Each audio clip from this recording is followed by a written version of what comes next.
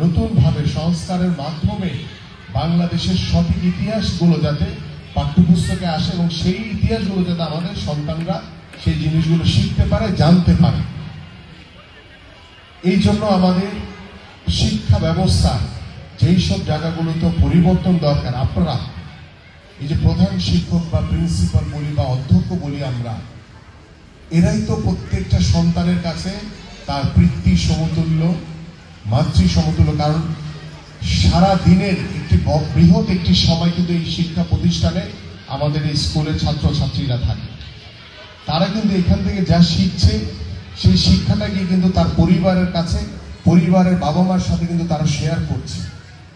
এখান থেকে যদি ভালো কিছু শিখাতে পারি আমরা, সেটা কিন্তু ওই সমাজ, ওই পরিবারের উপরে কিন্তু একটি আলাদা প্রভাব পড়বে।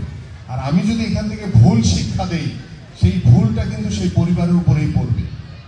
তা আমরা চাই না যে আমাদের যে বর্তমান প্রজন্ম, আমাদের তরুণ প্রজন্ম, ভবিষ্যৎ প্রজন্ম যাতে বাংলাদেশের সঠিক ইতিহাস শিখে এবং একজন শিক্ষকের যে কাজ, যে আমার সন্তানকে সঠিক পথে রাখা, ন্যায়ের পথে রাখা, যাতে একটি সুস্থ বাচ্চা হিসেবে, সুস্থ সন্তান হিসেবে প্রাতিষ্ঠানিক যে শিক্ষা প্রয়োজন, আমাদের খেলাধুলার মাধ্যমে যে আমাদের শারীরিক যে সামর্থ্য অর্জনের জন্য যে খেলাধুলা চর্চা করাটা প্রয়োজন, ঠিক এইভাবেই আমাদের পড়াশোনা, খেলাধুলা সবকিছুর সমন্বয়ের মাধ্যমেই কিন্তু আমি একটি সুস্থ জাতি